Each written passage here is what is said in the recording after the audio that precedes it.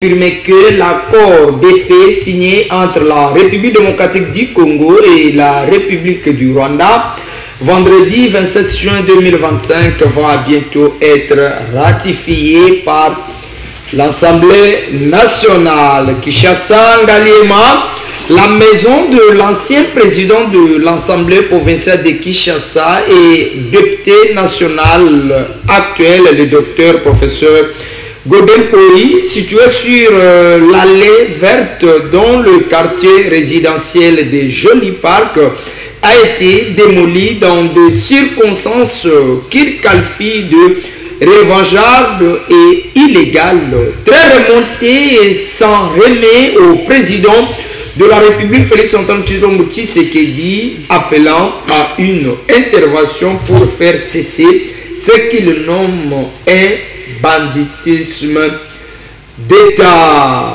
Rwanda, lors d'un point de presse tenu ce jeudi à Kigali, le président rwandais, je cite, Paul Kagame, est revenu avec fermeté sur la question des engagements pris dans le cadre des accords bilatéraux conclus entre le pays et d'autres partenaires, notamment la République démocratique du Congo. Des propos lourds, décents, qui jettent un éclairage nouveau sur une atmosphère de méfiance persistante entre les deux États voisins. Le pasteur François Mutombo, connu sous le nom de Vassilhomme, a exprimé récemment de vives critiques à l'égard de la gestion économique de la République démocratique du Congo, particulièrement en ce qui concerne l'accès au crédit pour les citoyens. Le présumé détournement de 19 millions de dollars américains après sa démission du gouvernement, Maître Constant Mutamba à la barre le 9 juillet prochain. Quelques mois après sa question orale adressée au président de la Cour de cassation de la République démocratique du Congo sur la question de la prise en charge et la mécanisation des nouvelles recrues au sein de la magistrature pour l'année 2022, enfin, l'Assemblée nationale de la République démocratique du Congo, via son président national Vital Kamerhe, vient de répondre aux attentes de l'élu des fusils au sud Kivu, en saisissant les instances compétentes. Mesdames et messieurs, bonjour et bienvenue dans votre émission en direct de Kinshasa, la capitale de la République démocratique du Congo, sur les antennes de Show TV. Merci na bande comment so baliko zo bongo libaku ya kolanda manaka na biso ya mikolonyo so boko mapebola bokanga eti émission parlons Congo et kowanda koleka bongo sur Show TV chaque mercredi, jeudi et samedi à partir de 14h GC. Merci na ba Congo mani banso baliko yingela ko s'abonner massivement na kati ya chaîne YouTube na biso. Merci na ba page Facebook na biso nyons page ya réseaux sociaux inondé na ba imboka puisque vous n'aimez pas seulement Matoge, mais aussi Banalise Aliko Uta, Naminoko, il y a invité. Tokobeta Masolo, il y a gestion, il y a ville province de Kinshasa. On a ciblé le secteur des transports, tracasserie routière et l'urbanisation de la ville. Enfin, un mot sur l'accord RDC-Rwanda. Quel avenir pour l'Union sacrée et le camp de la patrie? Enfin, nous parlerons également de l'agression rwandaise. Que faire pour finir avec cette guerre? AFC M23 est-elle isolée par le Rwanda? Alors, pour quel avenir? Voilà, deux invités face à face. C'est Faux Kalima. Je rappelle qu'il est l'analyste politique indépendant. Deko Mbote Pebole Malam. Ok, merci beaucoup ndeko journaliste Benon Tumba.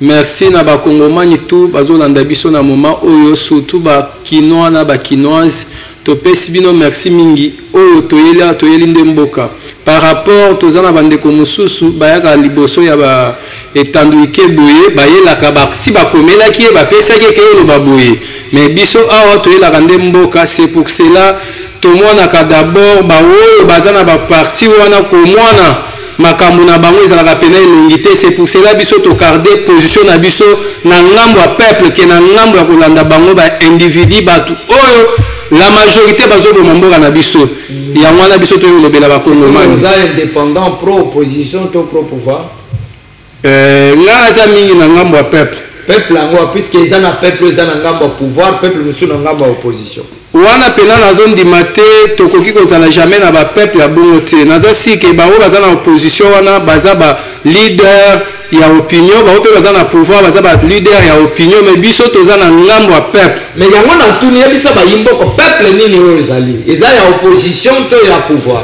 puisque eza na bango bakosoutenir union sacrée bamosusu bakosoutenir lamuka bamosusu bakosoutenir Denis Sanga et ainsi de suite alors oza na ngambo ya peuple nini naza na ngambo ya peuple oyo bazotombola mboka baza na posa ya changement ya mboka voilà Congo face à lui tozali pe na mwana Congo André Prince Kaluna ali pe indépendant mais ya koyebisa biso sincèrement soki azali nsima ya peuple nini mbote mpe boyebala mbote ndeko Benoît na pesi pe mbote epai ya codebatteur na ngai nazopesa mbote pe epai ya bandeko na ngai nyonso ya territoire ya Lupatapata précisément na Chibombo napesi bango mbote ebele napesi pe ba congolais nyonso dans leur quasi totalitaire mbote ebele pe napesi mbote epai ya Mukwantombolo Fachi Beton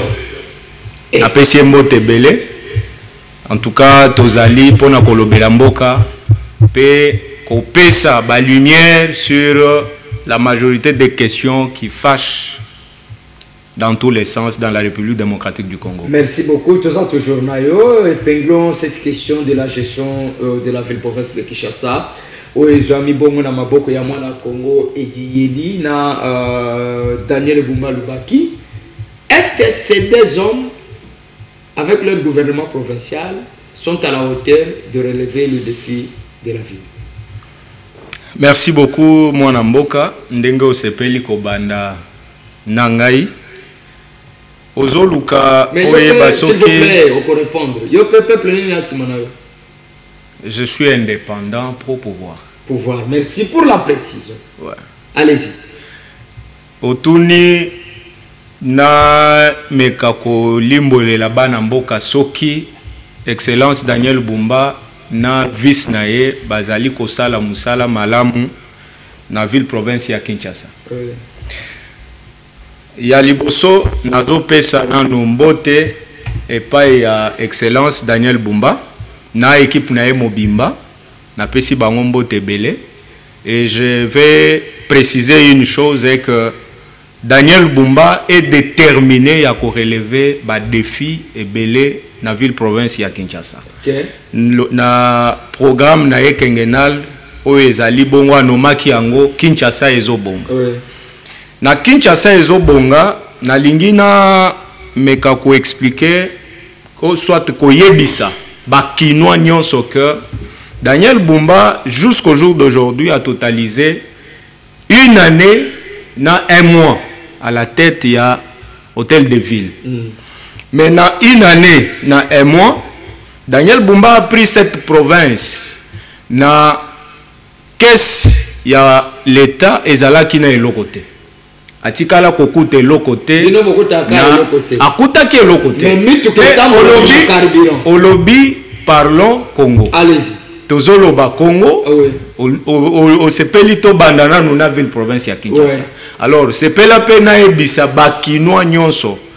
Oyo Daniel Bumba na équipe na ye bazokamba nazo ebisa bino que Daniel Bumba atikala kokute lokote na nzungu ya hôtel de ville ya province de Kinshasa akutaki kaka banyongo na babange nyonso oyo ezo coopérer na hôtel de ville simana yango akutaki pe banzela sur l'ensemble ya banzela nyonso par rapport aux opesa biso que Kinshasa mobimba sur les 4000 km ya Bavarie il n'y avait que 1000 oyezalaki asphaltés Mais sur le 1000, Daniel Bumba a coûté que 750. Et Zalaki déjà en état délabré. Et Zalaki déjà mabé, impraticable. Mais à Talibon à l'obité, et Sengeli, le kola na lobi, Kinshasa Zobonga. Na bandana nous, na makambu ya Banzela. Aujourd'hui, yango bomoni, Banzela presque est belé, et ça, na état ya chantier. Entre autres, je peux énumérer le plateau mais chantier, je vous yango na bandaki pour na koloba que Daniel Bumba a totalisé. Aujourd'hui, il est le 5, 7e mois 2025. Bumba a coté en fonction le 21, 6e mois 2024. Et quoi qu'on peut yango zoloba que chantier si la kate. Dans une année, kende plateau yango wana. Bazo bétonné déjà. Kabambar et Zobanda. Plateau to bandi na mukaka ko banda na côté Zigida. Ezo kendeti boulevard. Ozo mona que déjà bazo bétonné, bazo kende progressivement. En dehors il y a plateau, to ça na banzele belé. Bokase yango wana balancer déjà ba travaux. Banzele zebelé. Alors Bumba est déterminé. Dans le secteur où il y a transport, je vais colober la ministre, il y a transport provincial. C'est l'élu de la commune de Barumbu. Ministre ayant les attributions, il y a transport au niveau de la ville-province de Kinshasa. Tracasserie et zébélé. Nazo préciser un élément. Ce qui boke na minitoyo na Itaga village. Nazozo aka élément wana bokokuta ke bande komoko baza place wana bazo nyokola bakumbi moto.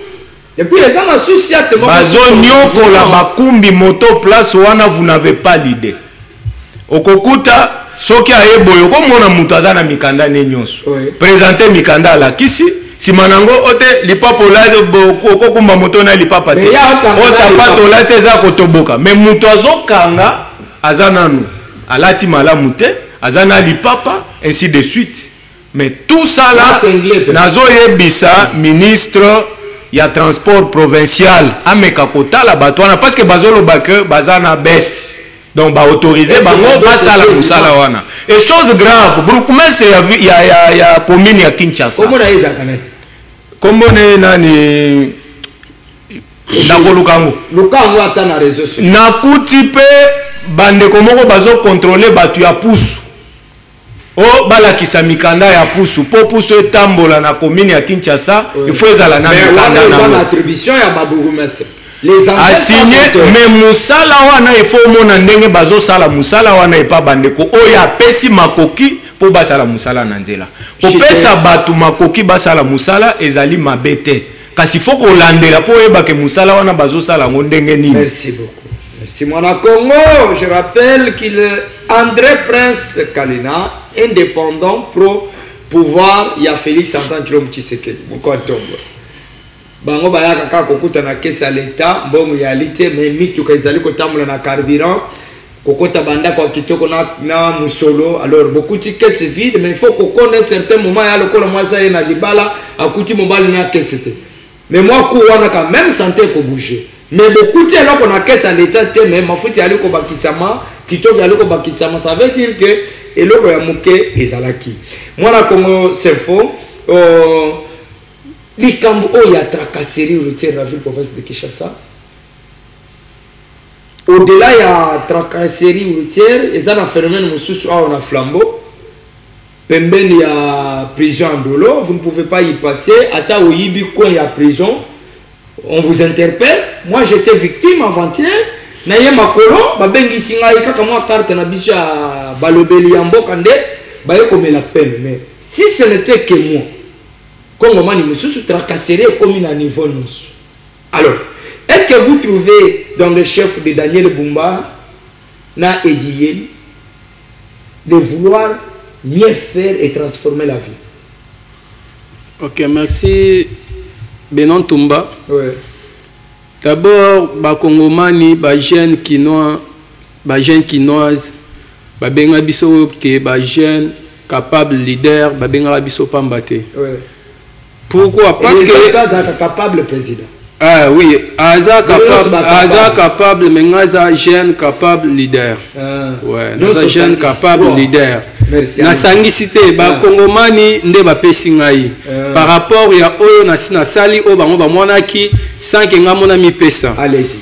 Par rapport ya ville province de Kinshasa nalobaka ngo troke totikala kozwa visionnaire ya malamu te pour la ville province de Kinshasa. Ah oui. Visionnaire azate. Oui, mais pourquoi des journalistes visionnaires azate? Parce que visionnaire même na ibandelo comprendre que aza visionnaire. On nous le belana. Toujours par rapport à la ville à Kinshasa. Oui, d'abord des journalistes faut comprendre que tant que lobby ville à Kinshasa est dans la carte à Congo. C'est toujours le bela Congo. Na moment toujours le bela Congo photo tika ke parce que ngazam to Daniel Bumba parce que ngazam to Fachi Beton non. Moko ntombo. Ouais tali Congo eza Congo. Parce que chef de l'État akokola akokufa akotika Congo. Attention. Biso pe tokokola tokoma mibange tokokufa tokotika Congo. Mais Congo ekotika la toujours Congo. Allez-y. Par rapport à la ville à Kinshasa, ils ont un côté gouverneur de la ville à Sassali. Obi? Ils ont un côté déjà gouverneur de la ville à Sassali. Exacté. Non. Ni Cécile. Non. Patienton, Kabamba ya tangi. Tolega na Bakabamba, tolega na Bakabinda, tolega na Bawangata partout autant na 24 novembre partout. Et nous remonter salemi. Mais quand même tout ça na chantier, mais ça les aussi là apparemment. Oui, misala na leka quelque part na Kabinda ou Leri na mona ba komaki 9 mois. 9 mois. Ah, to combien déjà son na to comme soki combien de mois si je me trompe to ça déjà sur ba 6 mois, soki ba 5 mois depuis misala bandaki mais avancement par rapport à dire baza toujours dans na caniveau. Atangi Kabamba na leki na Kabamba niveau ya Bokasati avant maison communale à Barumbu. Mais on les a caniveau te. Caniveau mukebo. Wana caniveau te. Et comme on dit misala mo ke to sala ngo kaka bongo esila. Nazo comprendre te. Gouverneur de la ville. Tu dis que vous avez un comité na yo a suivi. Est-ce que le comité a suivi ba yela ko pe image ou be balobaka na monoko. Parce que so ba me maka image Daniel Bumba est capable, le gouverneur de la ville est capable yako ba suspendre bandeko mususu baza na comité ya ba travaux. Fallait ba la suspendre par rapport ya ezo sala manzela. Eza moi pas eza mawa et puis le gouverneur de la ville par rapport à gestion ya ville à Kinshasa eza ka banzela te. Oui, bien tangi par rapport à la place ya prison Ndolo. Ezalaka to mona rango so leki na ngamo la c'est-à-dire que bago bengisa yo o zanani o leki boy comment bafandisi wana et puis ça compliqué et puis faut quand même to le bango ba betela inga lisolo ya awa na beau marché na beau marché en face boyeza bureau moko si jamais des général ceux qui font de ces bureau moko ils en a monné dans l'état et ça na beau marché so leki wana ba betela na tol na prince na principal balobi ke nani bourgmestre ya Barumbu akitaki wana sur place ya koyebisa bandeko oyo baza wana ke non oyo eza quand même prince boblokaki prince tondi mais moi sozo ya baramo tozo ya boye prince wana eza bloqué wana aye quand même monsieur le bourgmestre aye wana quand même koyebisa bango ke non bokangaki nzela na bapine lelo bobeti na tol na kati ya prince selon l'information de Tolokaki, c'est comme si que monsieur le bourgmestre a menacé par ba soda ya niveau à bon marché. Ba soda bazaka libanda avant baramoto. Ils ont un rond bon marché. En face na ministère, en face na RVA. Ouais. Mais ils ont pas comment faire de tout ça. Généralement ils ont bureau pénal ya ou officiel. Ils ont officiellement, ils ont bureau à l'état, ya Moussala, ya général Azawana. C'est comme si que monsieur le bourgmestre azaki menacé wana toyoka kiango. Tout wana ezaka na ville à Kinshasa. Ezaka na ville à Kinshasa. Makambu eza ebele insécurité eza na mboka. C'est d'ailleurs côté la boye et loko gouverneur de la ville à Sassali ezate. Insécurité eza na mboka. Nzala eza na mboka. Bakulu na koloba te c'est makambu to eza toujours mabe sur mabe. mabe si mabe nga solution oyo nga na koki komona eza ya ke eloko tu okozwa ngo soit okotia pe mutu so moni ke simbi te tozala pe na comportement ya kodémissionnaire parce que kotala boye bakongomai balobi ke non tomoni ke gouverneur Daniel Bumba a réussir nanu te parce que ata banzela mais eza mbongo oyo gouvernement central.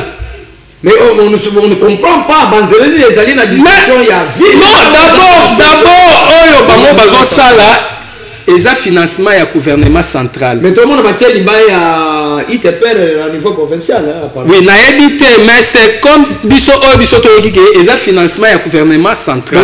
Et l'autre mon côté oyo gouverneur de la ville à Sassali parce que même on sa bandi dans nos silité. Oya sa bandi dans nos silité. Biso ba kongomai ba senga na chef de l'état qui dans la ville à Kinshasa. On dit que tous les 26 gouverneurs de la ville. Tous les 26 gouverneurs. Il y a ma province. Mais c'est fait mon soupe à la ville. On dit que tous les 5 gouverneurs. Oyo.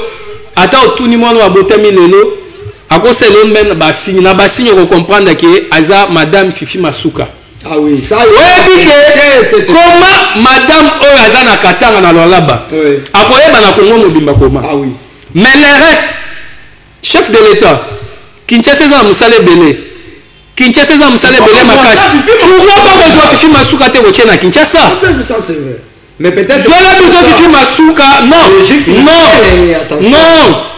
Fifi Masuka kutaki lo alaba ezalaki toujours compliqué. Merci beaucoup. Zola besoin Fifi Masuka. Chele biso na Kinshasa. Soit c'est quoi Daniel la jeune capable basé belé, ba jeune leader, ba jeune bazo si ça à l'université basé belé. Nous sommes visionnaires parce que tu as un problème avec vision chef de l'État. Ceux qui nous ont une vision, à ta boutique, 20 ans, à cause de pour finir, à cause de ancien président, il y a 15 personnes pour notre travail. Chef de l'État, tout le monde par rapport à la ville à Kinshasa, insécurité et l'équipe. Merci beaucoup.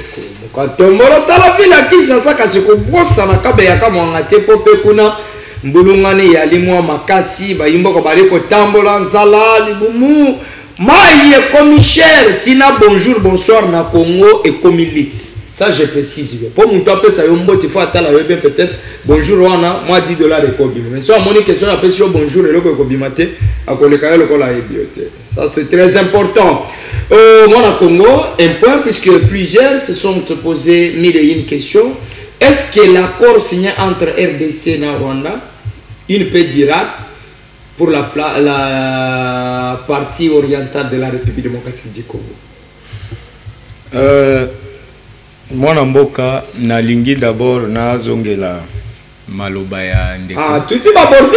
Alobi. Daniel a salé le côté. Alobi. Daniel Bumba a salé le côté et puis na yoki ake musika ake kotanga na prison ya Ndolo. Ouais. À lobby, il faut Daniel Bumba atala makambo ya prison ya Ndolo. Non non, lobby par rapport à Yiki ali libanda na kati ya. Je précise une chose est que prison ya Ndolo ezali prison militaire. Absolument.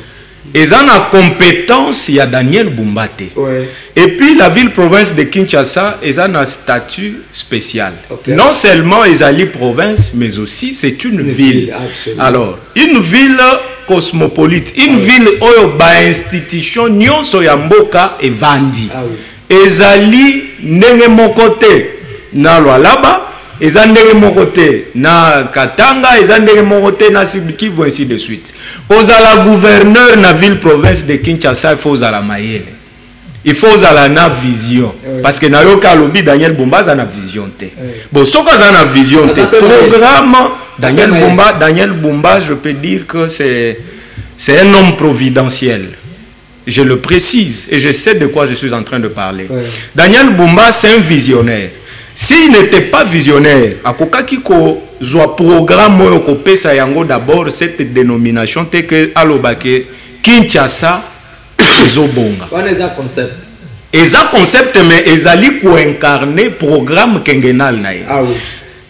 ils allaient chiffrer à 11 milliards pour 5 ans. C'est-à-dire 2,2 milliards par année. Alors comment mobiliser? Comment mobiliser?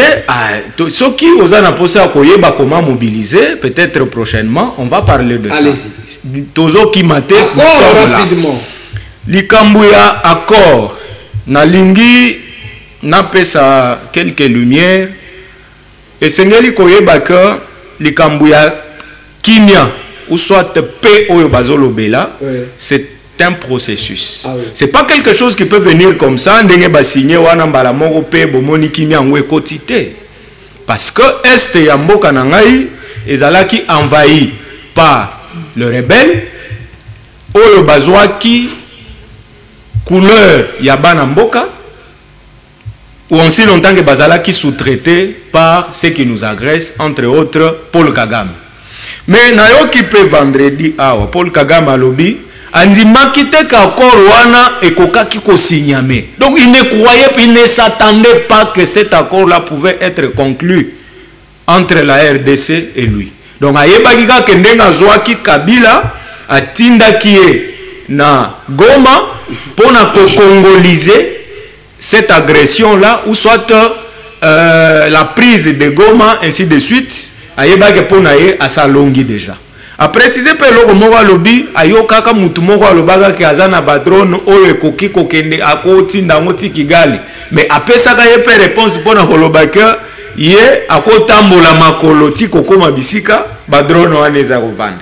C'est il répondait à qui? Donc na minito Paul Kagame oyo akanisaki kaza l'homme le plus fort, aujourd'hui il est affaibli par la diplomatie entreprise par le chef de l'État, président de la République, Félix Antoine Tshisekedi Tshilombo. Et cet accord, je le confirme ici que Zali porte au Fungwami pour tozoa l'indépendance ya solo au Tobanda qui kobundela depuis 65 ans déjà. Alors, ma question. Tu as dit que na kati ya masolo manso ezalaka na perdant na gagnant. Yebisa ba imboka. Puisque RDC a été agressé par un pays voisin, à ne pas oublier que Tozingami a 9 pays voisins, les autres, le Rwanda, le pays monsieur. Dites-nous, puisque compte tenu de l'accord, vous allez pouvoir pouvoir autant dire. Qu'est-ce que la RDC a eu à gagner dans le accord Rwanda et qu'est-ce que le Rwanda a eu à gagner dans le accord et qu'est-ce que la RDC a perdu et pourquoi et qu'est-ce que le Rwanda a perdu? Non mais ici, comprenez que ce n'est pas une question pour un champion. Il faut préciser, oui, ndenge na lobby, ils apportent au Fungwami pour aimer Mabiso na kimia ya solo. Alors, la situation ou soit problème ya guerre, ezali ou soit il y a agression. Et c'est koyeba. Cette guerre-là a perduré déjà 30 ans déjà. Alors, ezali ko mokote oyo kola mukaka un certain matin, olobake par je ne sais pas mécanisme okoki commettre définitivement fin à cette guerre-là un bon matin comme ça. Non, il faut koyeba que il y a eu. Je vais rappeler encore quelque chose. Excellence Félix Tshisekedi, dès son accession au pouvoir, a kenda kokutana na Paul Kagame. Accord ba signé le lokoyo. Ezali makambo oyo Félix Tshisekedi a proposaki et pas ya Paul Kagame. Mais andimaki yangote. Yango moni alobi vendredi kandimaki te ka accord oyo bako signé. Félix Tshisekedi na yoko tangi makambo ya ba nef vazen biso oyo bazali entouré biso tout na soki Paul Kagame ou soit Rwanda et tout consort et Bongo soki Brazzaville ou soit Ouganda ou encore Angola ba agressé pe biso lobby. Je vais vous dire que Félix Tshisekedi est dans la nouvelle politique ou soit nouvelle dynamique. Il y a à proposer qu'il y a koloba ki photo kende na système ya ba échange commerciaux. C'est-à-dire ngana kote le malelo na koti na Rwanda na sombi biloko na ngandenge na zana ngoposa na zongi na Congo na kokende pebo et tout ça. C'est dans ce sens là que cet accord là est conclu. C'est-à-dire c'est gagnant. La RDC est, je peux dire, il a gagné à 90% dans cet accord. Pourquoi? Je m'explique. Je m'explique. Tango, pendant l'agression, pendant la guerre d'agression, je vais un pas en arrière. Dans Makambo Itali armée. Vous ne pouvez pas réformer ou redynamiser une armée où les alaki infiltrés jusqu'à la moelle épinière. En même temps, bozo bunda. Et ko simbate. Donc, il faisait le moment où que bossa lango na kimia. Yango moni Félix Tshisekedi abandi na nous pas obtenir cette kimia wana ekotana.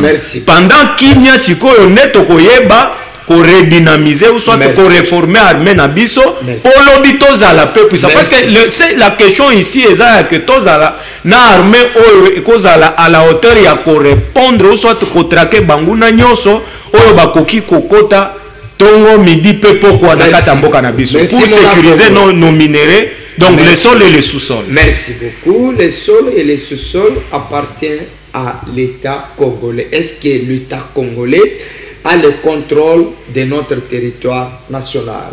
Tshisekedi avait pris le pouvoir avec 145 territoires, mais aujourd'hui nous en sommes à combien? Ça c'est une question principale à poser. N'est pas à une personne mais aussi à tout Congolais. Alors aujourd'hui avec la gestion de Tshisekedi, plusieurs se révoltent et changent de camp pour la rébellion. Est-ce que c'est une mauvaise gestion ou une gestion orthodoxe? Alors qu'est-ce qui se cacherait derrière tout ça? La réponse dans l'avenir. Moi la Congo s'info. L'accord RDC-Rwanda,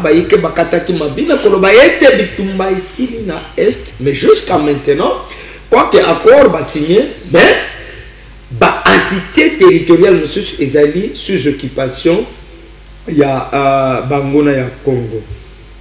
Ma question, qu'est-ce que la RDC a perdu au sein de cet accord et qu'est-ce que le Rwanda a perdu?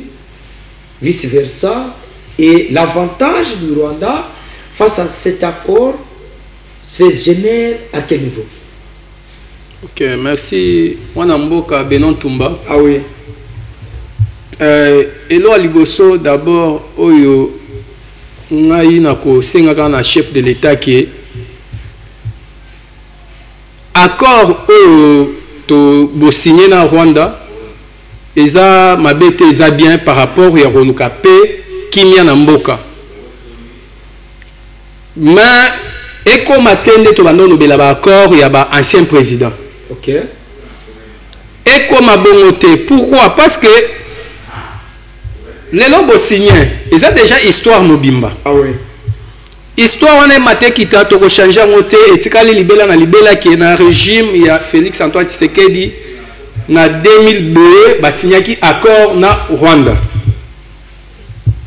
Ce qui est pessi et soit ils ont comme basigné pour la paix parce que tu as dit accord ils ont pour la paix ndeko nanga lobiango ils ont mabete mais ils ont déjà préparé bien parce que on a déjà que bolingo ya pays na pays ils ont raté ils ont ba intérêt absolument. Est-ce que na accord wana botala ki pena intérêt na biso malamu? Est-ce que Rwanda yeba tala ki intérêt na été? Parce que ceux qui biso de lobby que non accord wana biso total intérêt na biso oui tondimi. Est-ce que ba Rwandais ba ngopé batali ya ba intérêt que sont posés les andé wana. Voilà, maintenant par rapport il y a minéraux na biso. C'est là qu'il y a un problème très sérieux. Ouais. Rwanda c'est connu de tout ce qui ba minéraux et allé na kati ya Rwanda. Ouais. Je crois que question on les allé co-diviser des États voisins. Par rapport à minéraux na biso comment Rwanda est comme un pays productif dans le monde et suite de suite. Alors sur cette question pendant que Rwanda a na minéraux na kati na été mais minéraux à Congo. Alors quel avantage au Congo est gagné na co-signer accord Rwanda na tina ya minéraux puisque tant ba ko le accord signé pour la paix paix ezangi na est le colon minéraux. Alors na tina wana dans ça Rwanda a gagné quoi? Na compte à minéraux na biso. Qu'est-ce que la RDC a perdu? D'abord, ceux qui ont talibien dans l'accord Rwanda, ils ont toujours RDC biso de te perdre. Absolument. Pourquoi? Parce que Prince a d'accord na mayo. Oui, oui, pourquoi? Oui, oui, pourquoi? Oui. Parce que biso to tikala obukelo Rwanda te tozwa eloko ya Rwanda te toujours ba Rwandais nde banda kozwa oyo ya biso mais tant to signé pe accord na bango est-ce que na makambo na tout Rwanda perdre nini Rwanda perdre eloko moko te parce que c'est toujours RDC ndem to banda kolela na ba problème tozaki nango na est du pays ke ba minéraux na biso mboka na biso c'est-à-dire que so tali bien avantage mingi ezaki biso tozoluka tozwa kimia mais Rwanda ça na eloko moko te à perdre pour na côté Rwanda na moni ba perdre eloko ata mon côté à perdre nini mais quand même ce qui a perdre eloko côté à ko s'acharner na kolobayete et sengali ba congolais na yokate ba respecter ma commande oui oyebi pourquoi parce que eza eloko moko basi ba mesanaki bango bazolelaka parce que basi ba mesanaki eza on dit exemple vanda ke pande ko na moko obanda olia kratu ofele soki lelo lobi lungwa epana ngai motema passe motema eza passe mais yo perdre l'eau te yo perdre l'eau ata moko te mais motema eza passe yaki na banda olia pona ndeko mais abengani nga nde motema passe ya ba Rwandais ya ngwana mais côté wana Rwanda perdre l'eau moko te oyo biso tozo senga na chef de l'état ezaka yaki accord wana pena na bolingo nyonso ya amour ya mboka bozalaka bosigner ngo malamu na intérêt général ya RDC mais marqué tout toyebi ke bolingo ya pays na pays ezalaka te à part kaka ba intérêt mais côté à intérêt ba kongomani ya ba congolais botala ngo pe malamu est-ce que bo signer accord ngo po pe ba congolais ba bénéficier en dehors ya bitumba parce que ndeko journaliste na signaler le moko muke ezake bitumbe ko sila ah oui mais to tikala ba umbute ya minéraux na biso ba tumususu ba liaka ngo lega biso parce que ça c'est normal qui est côté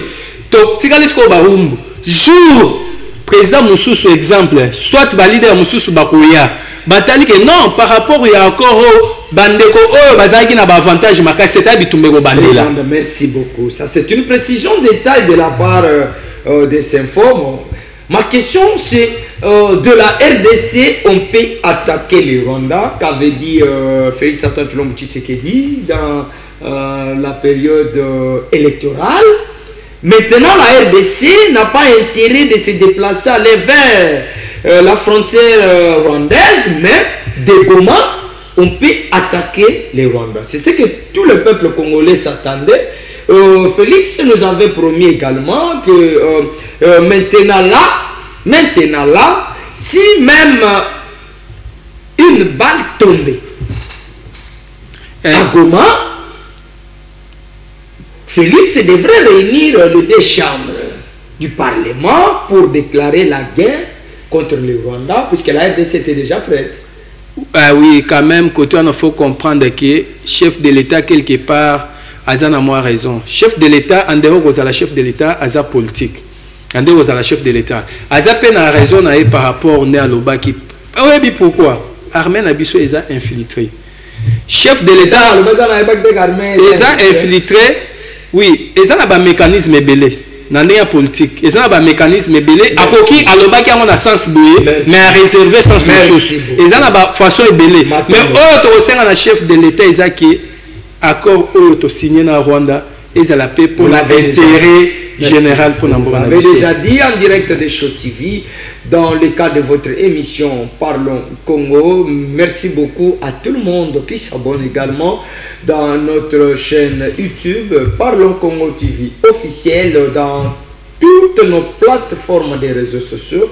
Merci de votre fidélité aussi. Soutien d'effectif à cette émission qui ne fait pas seulement l'honneur de la couleur de la RDC aussi.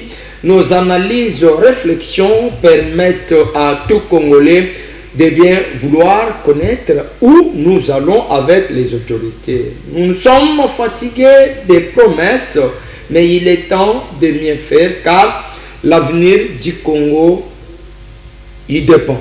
Moi, le Congo, parlons de cette question, toujours l'agression rwandaise, mais cette fois-ci, une personne m'a écrit depuis Goma, je salue les Congolais du Goma. Il m'a posé la question, c'est un monsieur qui dit, lorsque vous recevrez les invités sur votre plateau, posez cette question, est-ce que AFC M23 est-elle isolée par le monde? Bon, Écoutez, il y a... Je crois que nous, les Congolais, nous oublions vite. Ça veut dire? Le chef de l'État, Aloba Kiboy, Azana Posate, il était pour les dialogues. Ah ouais. Mais Azalaki n'a pas ça qu'on se retrouver devant Banabitindate. Azalaki n'a pas ça qu'on se retrouver liboso ya ba o batinda kabam. Ah ouais. Mais déjà Azal liboso ya o atinda kabam. Parce que moi nango yo otindaki. Otindi mwana kendo bengelanga papa kingani. Mwana ya bengi ngai. Na combien pas na yo to bandi ko solo. Parce que place ya mwana place wana ezani. Mwana vous faites allusion à qui? Je suis en train de parler de Nanga bien sûr. Na Kabila. Oh. Kabila et Nanga bazaba na bitinda ya Paul Kagame. C'est vrai? Mais oui, maintenant que Félix Tshisekedi azali bosso ya Paul Kagame. Ah oui.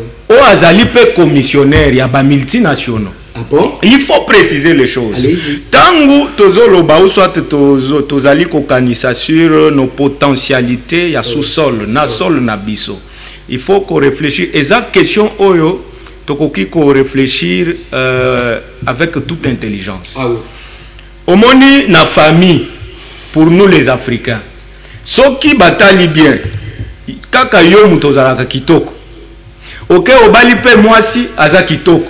Oboti pe bana bangonde bazalaka kitoko. Bana ngo pe mayele, bayebi pe nzambe. En plus, kaka yo mutozalaka osombeli bango elamba, moi fufu eza na ndaku, loso eza bazolia bien. Mais boza 10, le 9 autres po azwata kwanga eza pasi. Okanisi que bandeko wana bakuti ko kimia. Ata bazana kindoki tata kindoki akodefa bakodefa po ba éliminer. Merci beaucoup. Mais ce qu'il faudrait maintenant savoir, le président de la République, en tant que garant du bon fonctionnement des institutions et visionnaire, il y a Mboka Oyo, à Salaki ba analyse ya kitoko. Il a compris que bitumba o bazo bundisa biso ezali pona kaka po toza pays moko ya munene te ou soit toza biso nde toze belé te. Il a compris que bazo bundisa biso par rapport ya onzamba pesa biso. Ah oui. Bomengo toza mais tozo juire nango te. Que faire?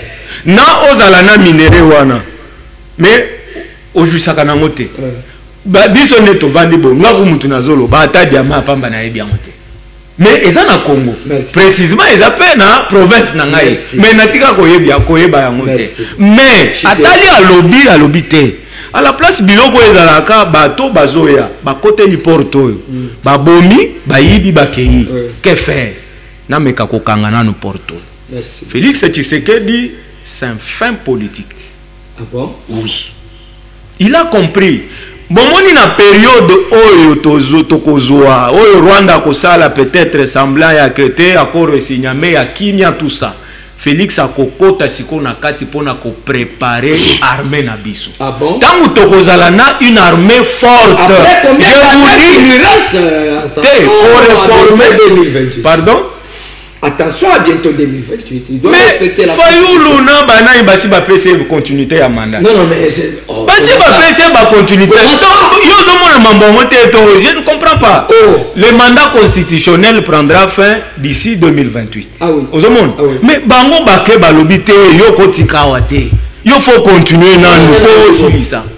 Au monde vieux Martin te ou bien c'est comment? Non, vidéo on est vieux Martin kenda ki a ebise yo kotika wate. Et puis quand c'est là qui ba kutana ba sang. Ba kutana ba nani? Bo ba kutana pona nini? Ba kutana pona nini ka? Dialogue, apparemment dialogue. Mais c'est le dialogue intercongolais ezali en cours ko salema, ça c'est sûr. Mais tu vois salema pourquoi? Papa yo kotika baton te conduire biso na to koma tikuna.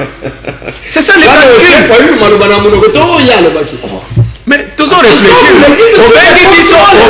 Obengi biso ba analyste vrai ou faux. Yebisanga nanu. Parce que depuis longtemps, moi j'avais suivi Mozito et Martin Fayulu. Balobaki que biso ndenge toza boye. Tokosala par tous les moyens ba investisseurs ba yate na mboko. C'était pour faire échec au mandat de Félix Tshisekedi. Mais lelo nazomona Martin Fayulu, nazomona Adolphe Mozito bake pa mutu wana. Siko elakisi nini? Merci André Prince Kalina, il est analyste politique indépendant pro-pouvoir Il y a mon tombe. Vraiment. Il faut préciser. Alors, moi, au Congo, donc, déjà, malem pour l'avenir de l'AFC M23, est-ce que va isoler Bango? Alors, leur avenir, puisque apparemment, accord va signer, on s'attend que Bayo va occuper illégalement entité territoriale de Bissou, va libérer. Alors, ma question, Kabila, Nanga et les autres seront toujours au Congo où ils doivent chercher un autre pays. Et comment Bakobima Mboka ou comment Bakotika la Nakati Mboka? Vous avez 2 minutes rapidement. Ok, merci mon Mboka. Et là, Liboso nazo ramasser mouké onde kolanga lobby que non Martin Fayulu a ABC chef de l'État qui ou mela na yo. Oh non. À cause ata Martin Fayulu lobby. Azala lobby en vrai. Azala lobby en faux. Martin Fayulu azaka yemoko. Est-ce que Bakongomani tout ba yebise que ou mela? Non. Mais ce sont les leaders d'opinion. Non, leaders d'opinion d'abord bango moko baza ba exemplaire té. Ça veut dire nalobaka chaque fois que Martin Fayulu aza leader toboité mais oya komi kosala eza malamu te aza mutu moko tokolobaka nde alobaka toujours que 9 so babalusi yango yaka 6 aza tantôt plutôt akendaki epananga kolobake nde place ngai bakongomai basepelaki te ke non nalimbisi nanga koma kolimbisa nanga est-ce que ntango olimbisi nanga otunaki bakongole? Peut-être par rapport à non, pouvoir ezalaki ya Martin Fayulu ami votaki te. Ah oui, ça aussi. Ezalaki pouvoir ya bakongomani ba votaki ye. Ah ouais. Comme abanda ko réclamer vérité désir.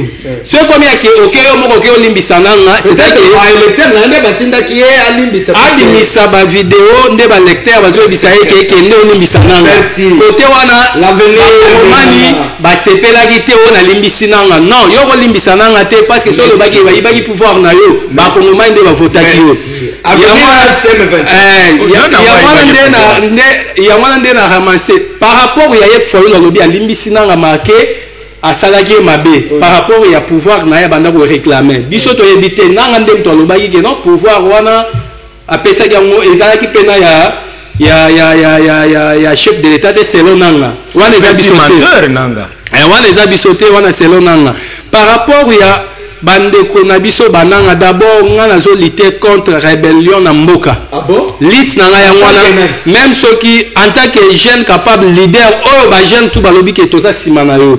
Na lobaka ngo chaque fois que totika bakongomani bakongolais bango moko so balobi ke non chef de l'état marqué mandat na yo zo sila na 2028 mais au sali eza kitoko continuer mandat là toza d'accord peuple a violé pe ni bekombo non peuple azaka likolo wana ba votaka ngo pona bango d'abord peuple azaka likolo parce que peuple nde peuple nde tindaka bango soki excuse rapidement par rapport ya avenir c'est-à-dire que oyo nga na yebaka eza ke mandat chef de l'état ezosila na 2028 en dehors de ça nanga na ba Kabila na ba Frank Diongo normalement na o bango basali faut quand même bazala arrêter.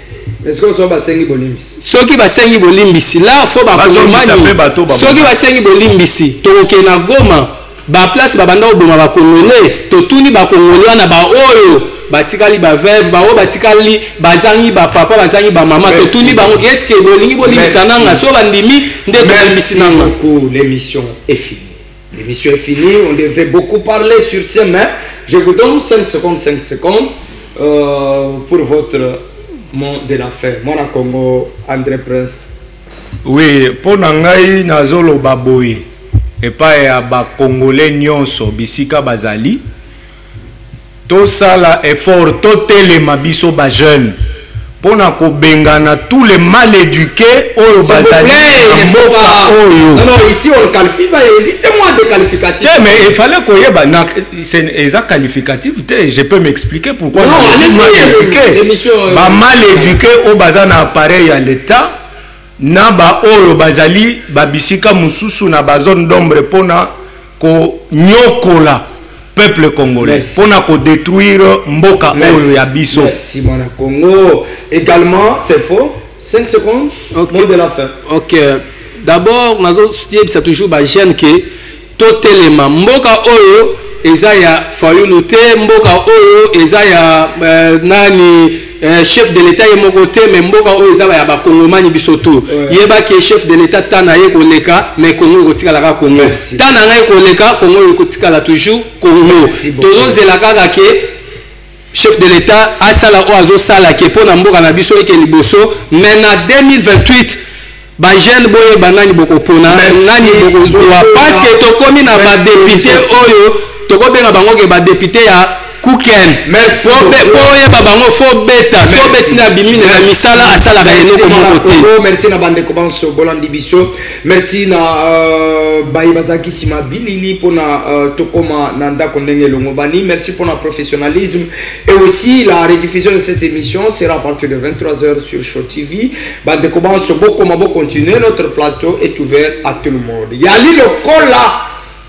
Moi je suis au boy mobile pour mobile à Kosiye. Naliko ebiso yaya. Baki makambula na mboka ukeli banda te pombula.